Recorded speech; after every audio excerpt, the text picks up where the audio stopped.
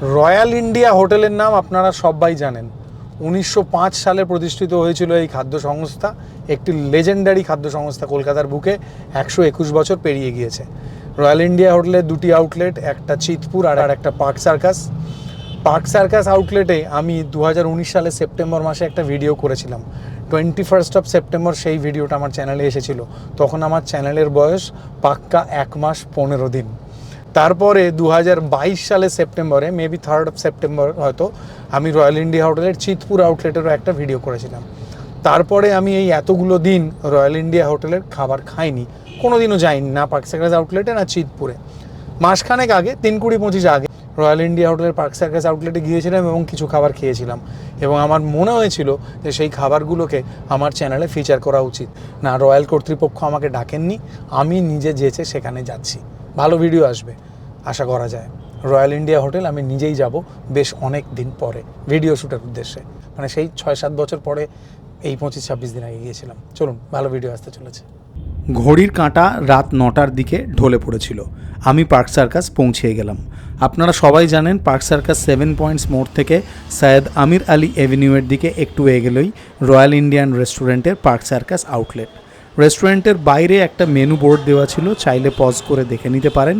এই রেস্টুরেন্টের ground ফ্লোরটি non AC. সর্বপ্রথম আমার ক্যামেরার নজর গেল রয়্যালের লেজেন্ডারি মাটন চাঁপের দিকে।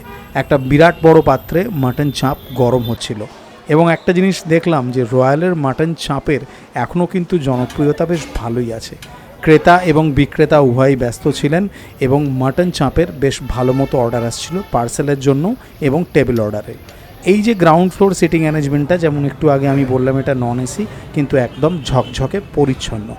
এরপর আমার ক্যামেরার নজর ঘুরল যে কাউন্টারের দিকে। সেই কাউন্টারে বিরিয়ানি এবং অন্যান্য গ্রেভি আইটেম রাখা আছে। কাউন্টারের বাইরে থেকে বিরিয়ানি দেখছিলাম, এখানকার স্টাফেরা আমাকে ভেতরে ডাকলো। এখানে রেগুলার মাটন বিরিয়ানি আর চিকেন বিরিয়ানি, তাই তো? আচ্ছা, আর যেটা ঘি জাফরান দম বিরিয়ানি, ও সেইটা এদিকে আছে। আচ্ছা, জাফরানি মাটন দম বিরিয়ানি, এই বিরিয়ানিটাই আজ আপনাদের দেখাবো বলে আমার রয়্যাল পার্ক সার্কাসে আগমন। আর এটা হচ্ছে রয়্যালের রেগুলার চিকেন বিরিয়ানি, আর এই হচ্ছে রয়্যাল পার্ক সার্কাসের রেগুলার মাটন বিরিয়ানি। এবার আসুন একটু গ্রেভি আইটেমগুলো দেখি। মটন কিমা, আচ্ছা ঠিক আছে ঠিক আছে। কোরমা, আচ্ছা কুন্দন কোরমা,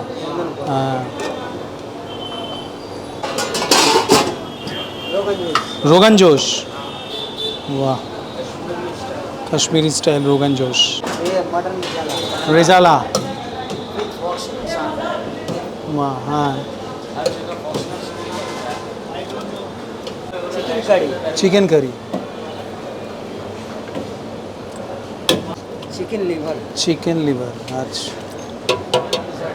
ফার্স্ট ফ্লোরে উঠে এলাম। এখানে পুরোটাই এয়ার কন্ডিশন সিটিং অ্যারেঞ্জমেন্ট এবং একদম ঝকঝকে প্রিমিয়াম। আর সেদিন রাতে ভালো ভিড় ছিল। এখানে বাতাসে একটা দারুণ সুন্দর খাবারের সৌরভ। আমি আমার খাবারটা এখনও অর্ডার দিইনি, এখানে অর্ডার নিতে আসুক। আমি পার্টিকুলার দুটো আইটেম দেখাবো, তার মধ্যে একটা হয়তো আপনারা অনেকে জানেন, আর একটা পার্টিকুলার বিরিয়ানি আছে, সেইটার কথা খুব কম লোক জানেন বলেই আমার মনে হয়। রয়্যাল পার্ক সার্কাসের যে দুটো আইটেম আজকে আমি দেখাবো বলে মনে করেছি, তার মধ্যে এটি হাফ পোর্শন মাটন গালাউটি কাবাব, আর তার সাথে নিয়েছি আমি লাচ্ছা পরোটা। আর এই পরোটা আর গালাউটি কাবাব দুটোই যখন সামনে এনে রেখেছে, ঘিয়ের সুগন্ধ আসছে, একদম টিপিক্যাল দেশি ঘি, দারুণ সুন্দর অ্যারোমা। আর একটা কথা বলবো, বিইং এ বাঙালি, আমি যখনই গালাউটি কাবাব দেখি আমার খুব ভালো করে সুন্দরভাবে সেঁকা ভাজা পোস্তর বড়ার কথা মনে হয়।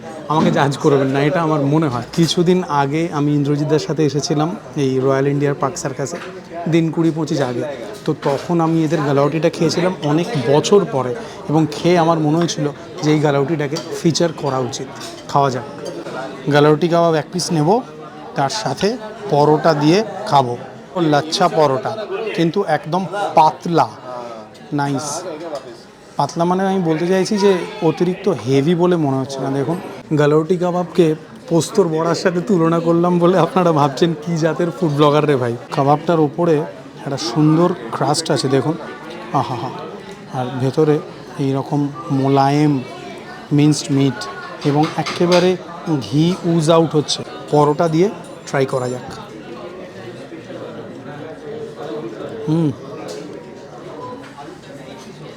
পরোটাটা নরম, খুব হালকা হালকা একটা মিষ্টি ব্যাপার আছে। হয়তো যখন ময়দাটা মেখেছে হয়তো দুধ দিয়েছে, চিনি দিয়েছে, নাইস। এবং পরোটাটা লাইট, গালাউটি কাবাবের টেস্টটা অসামান্য সুন্দর, মুখে দিতে মিলে যাওয়ার মতো। উই অল নো সেটাই গালাউটি কাবাবের প্রপার্টি। নাইস। আগের দিনও আমার দারুণ লেগেছিলো, আজকেও দারুণ লাগবে। আপনারা জানাবেন কমেন্টে যে রয়্যাল ইন্ডিয়ার গালাউটি কাবাব আপনারা খেয়েছেন কি না। সুপার। এই কাবাবটার সাথে লাচ্ছা পেঁয়াজ দেন আর গ্রিন চাটনি দেন, কিন্তু আমার মনে হয় যে এই গালাউটি কাবাবের যা টেস্ট, বিভিন্ন মশলার যা টেস্ট, সেইটা ওই গ্রিন চাটনি দিয়ে নষ্ট করার কোনো মানে হয় না। এটা আমার ব্যক্তিগত মতামত। দারুণ। পরোটার মধ্যে একটা খুব সাটল মিষ্টি ভাব আছে, আর গালাউটি কাবাবে নানা রকমের মশলার ফ্লেভার। একদম 10 on 10 according to my palate preference.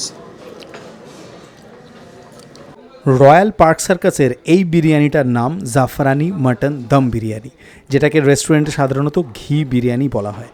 এই পার্টিকুলার বিরিয়ানির যে পোর্শন সাইজটা আমি নিয়েছি তাতে 2 পিস মাটন থাকে এবং বেশ কিছু মাটন মিন্স বল থাকে, অর্থাৎ মাটন কোফতি থাকে। আসুন এই বিরিয়ানিটা খেতে খেতে ডিটেলে এই বিরিয়ানি সম্পর্কে কথা বলা যাক। ও হ্যাঁ, একটা জিনিস বলি, এই বিরিয়ানিটা কিন্তু শুধুমাত্র ডিনারের জন্যই অ্যাভেলেবেল। রয়্যালের regular mutton biryani, chicken biryani, mutton kofti biryani, এগুলোর কথা আপনারা সবাই জানেন, কিন্তু এইটা রয়্যালের জাফরানি দম বিরিয়ানি, একদম দেশি ঘিতে বানানো। এই বিরিয়ানিটা এখানে প্রত্যেক দিন সন্ধ্যাবেলা পাওয়া যায়। মানে এই বিরিয়ানিটার কথা আমি আগে জানতাম না। এই বিরিয়ানিটার কথা আমাকে ইন্দ্রজিৎদা বলেছিলেন, অর্থাৎ ফুটকা। ইন্দ্রজিতের সাথে আমি এসেছিলাম দিন 20-25 আগে এবং এই বিরিয়ানিটা খেয়েছি। অ্যাকচুয়ালি এই বিরিয়ানিটার মধ্যে না, মানে আগের যে খাবার এক্সপিরিয়েন্সটা সেদিন যেটা ছিল আমার, সেটা অনুযায়ী আমি বলতে পারি যে একটা দারুণ সুন্দর ফিনেস আছে। একদম মানে জাফরানের সুগন্ধ আছে আর ঘিয়ের সুগন্ধ আছে। রাইসটা একটু মাসি লাগছে আর একটু আনইভেন লাগছে। আনইভেন ইন দ্য সেন্স মানে কিছু ভাঙা দানাও আছে, কিছু লম্বা দানাও আছে।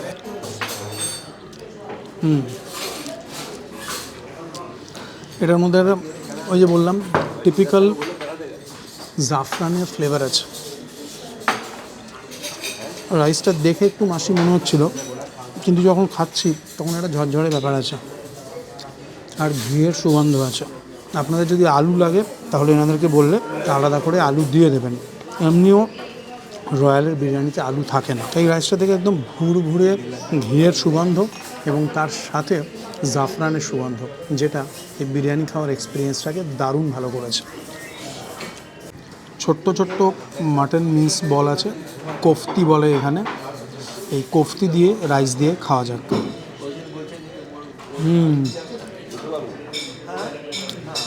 কোফতির মধ্যে একটা মিটিনেস আছে এবং একদম মেল্ট ইন মাউথ। মশলার ফ্লেভারও আছে। একদম super soft and juicy meat, solid এবং একদম গরম, হাত দেওয়া যাচ্ছে না।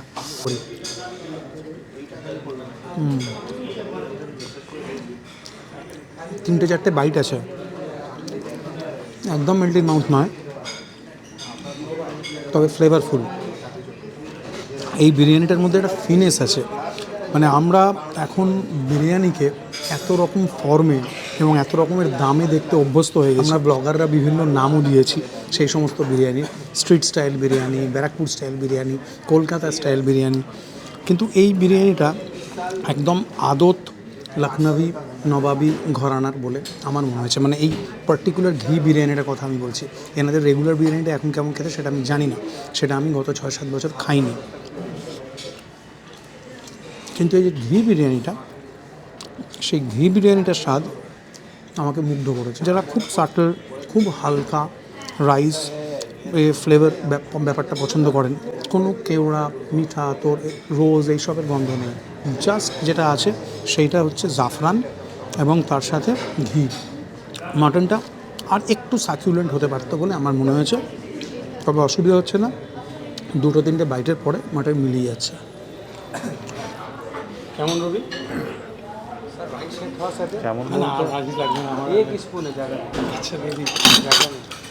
বলো কেমন? কেমন বলতে আমি প্রথমবার খাচ্ছি এরকম বিরিয়ানি। সেদিন থেকে আমারও তাই মনে হয়। আমি একদম প্রথমবার। এটা একটা শুধু ঘিয়ের গন্ধটা পাচ্ছি, ঘিয়ের সেন্টটা পাচ্ছি, আর জাফরানের একটা ফ্লেভারটা পাচ্ছি, খুব হালকা। খুব হালকা, কিন্তু আমি প্রথমবার খাচ্ছি, ভালো। জাফরানি দম বিরিয়ানি, যেটাকে ঘি বিরিয়ানি বলা হয় জেনারেলি এখানে টার্মে, সেইটা আপনারা খেয়েছেন কিনা কেউ জানাবেন। আমি এটা জীবনে দ্বিতীয়বার খাচ্ছি, ইংরেজিটা না জানালে আমি জানতাম না, এবং আগের দিনও যখন খেয়েছিলাম, আজকেও যখন খেয়েছি, আমি এই স্বাদটায় মুগ্ধ হয়ে গিয়েছি। এখানকার রেগুলার বিরিয়ানি আমি অনেক বছর খাইনি, আমার সুন্দর লেগেছে, শুধু মাটনটা আর একটু সফট হতে পারতো বলে আমার মনে হয়েছে। ঘি, জাফরান আর খুব হালকা গোটা গরম মশলা, দ্যাটস ইট, আমার দারুণ ভালো লেগেছে। শেষ পাতে মিষ্টি মুখের জন্য শাহি টুকরার থেকে আর বেশি ভালো কী বা হতে পারে। এই শাহি টুকরা আমাদের কমপ্লিমেন্টারি দেওয়া হয়েছিল। ওহো, এটা ঘিতে বানানো, সেই ঘিয়ের একটা ভুরভুরে সুগন্ধ আছে, একদম ওভারওয়েলমিং। আর এর মধ্যে আমন্ড আছে, মানে স্লাইস করা আমন্ড আছে। আর ব্রেডটা আপনারা জানেন শাহি টুকরা তো ব্রেড দিয়েই তৈরি হয়, ব্রেডকে ঘিতে ভাজা হয়, তারপরে রসে ডোবানো হয়, তারপরে তাতে মালাই দেওয়া হয়, তারপরে শাহিটা তৈরি হয়। এই শাহি টুকরাটা এমনটা মেল্টিং মাউথ, এবং যে মিষ্টিটা, সেই মিষ্টিটা এত পরিমিত, এবং ঘিয়ের এত ওভারওয়েলমিং ফ্লেভার, মানে এইটা একটা দারুণ ডেজার্ট। এর বাইরে আমি আর কিছু বলতে পারছি না। আজকাল আমরা বিভিন্ন রকমের বিরিয়ানি খাই, আমরা মানে বিরিয়ানিকে এমন জায়গায় নামিয়েছি যে আমার মনে হয়, এটা আমার ব্যক্তিগত মতামত, যে বিরিয়ানি তার গুরুত্ব হারিয়েছে। কিন্তু কখনও যদি এই এখানকার জাফরানি দম বিরিয়ানি, যেটা ঘি বিরিয়ানি, ট্রাই করেন, জানাবেন কখনো, বা আগে করেছেন কিনা জানাবেন। আমি ওই ধরনের বিরিয়ানি আগে খাইনি, সত্যি কথা বলছি, এইটুকু। হ্যাঁ, মানে অসম্ভব ভালো, জাস্ট জাফরানের গন্ধ আর ঘিয়ের গন্ধ, কিন্তু হাতে তারপরে একটু ধুয়ে নিলে, এনারা তো ফিঙ্গার বল দেন, কোনো মানে কিছু লেশ মাত্র থাকে না, শুধু ঘিয়ের সুগন্ধটা থাকে। একদম আলাদা, একদম আলাদা। বিরিয়ানিটা যেমন পুরোটাই আলাদা, ভিডিওটা আলাদা। আমি প্রথমে ভেবেছিলাম এটার সাথে একটা কাবাব বা চাইনিজ জুড়ে দেবো, তারপর ভাবলাম যে না থাক। অনেকদিন কলকাতার লোকজন কলকাতার ভিডিও দেখেননি বলে আমাকে কমপ্লেন করছিলেন যে আমি ভুলে গেছি কলকাতার কন্টেন্ট করতে, কিন্তু আমি আজকে দেখালাম এবং ভালো জিনিস দেখিয়েছি, বিশ্বাস করুন। কখনো ট্রাই করলে জানাবেন। বাকি মজা করুন, ভালো থাকুন। প্রত্যেক দিনের এই পাল্টে যাওয়া পৃথিবীতে এই যে সুস্থভাবে বিরিয়ানি খেতে খেতে বাঁচতে পারছি, এটা তো একটা বিরাট বড় ব্যাপার। হ্যাঁ, এর থেকে আর কি বলবো আমি, যা চলছে চারদিকে গোটা পৃথিবীতে। ভালো থাকুন, মজা করুন, জীবন একটাই, এনজয় করুন। যাওয়ার আগে সাবস্ক্রাইব করে যান। টাটা।